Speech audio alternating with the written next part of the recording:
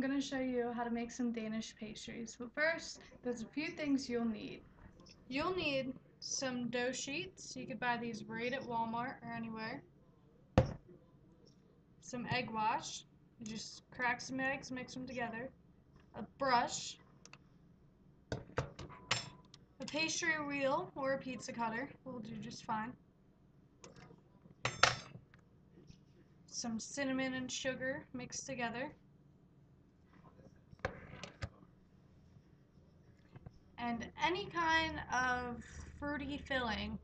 Just to make it easy, I'm going to use some grape jelly. Don't forget to wash your hands with soap and water.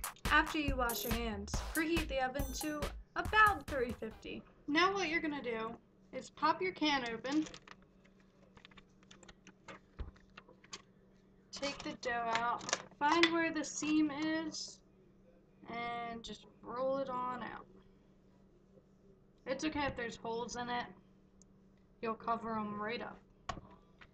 Now what you want to do is kind of stretch it out a little bit. Whoops, don't break it. Okay.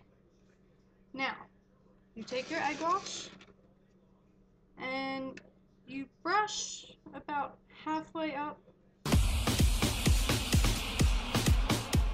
Now you take your cinnamon sugar mixture and put a good amount on there.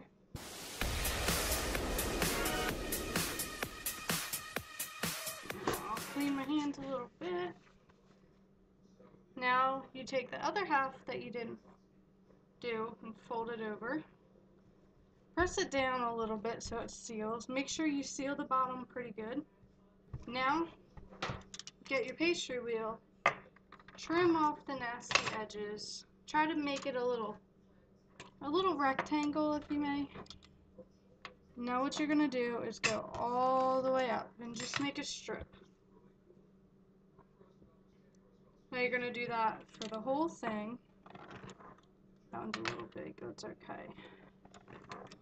Once you have your strips rolled, put them aside and just do one at a time. So this is one of my strips. Now what you're going to do is roll it. One hand goes forward, one hand goes backwards. Do it at the same time while applying little pressure and roll. Just roll it and roll it. See how it's got a nice twist to it? Alright, once you've got it rolled enough, take either end, put your finger on it so it sticks a little. Now what you're going to do is twist right around the center. You don't want it to be too tight, so just loosey-goosey around the end. Now with the back, you tuck it in. There you go. That's a snail. You know how Gary on SpongeBob has a swirly shell? That's exactly what it looks like.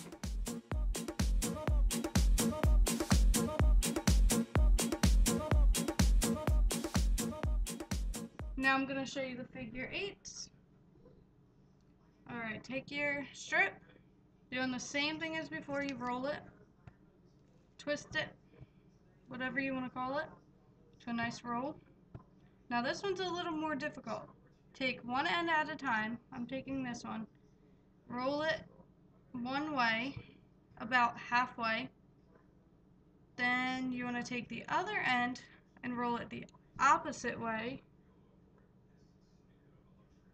Roll it all the way in. Ta-da! Figure 8. It looks like an S, whatever you want to call it, but the actual name is a figure 8.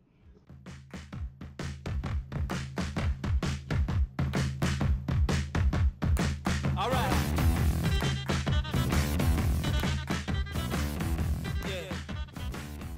Now what you're going to do, after you've lined them nicely on your pan, is fill them with your jelly, your jam, or whatever you want to use. So you're going to push the centers down, give them a nice little room for your jam or jelly. And what you're going to do, get a little on a spoon. Make sure you don't put too much or else it'll overload. Put it right in the center where you filled that hole. Once you fill them all, you're going to put them into the oven. Be careful not to burn yourself.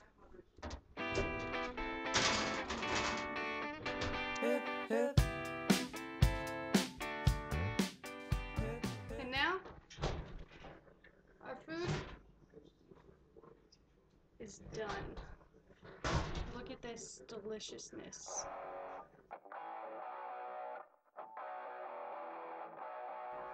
Oh, I'm so full. I ate all of them. Now, it's your turn. As Chef Chelius would say at Atlantic Cape Community College, good luck.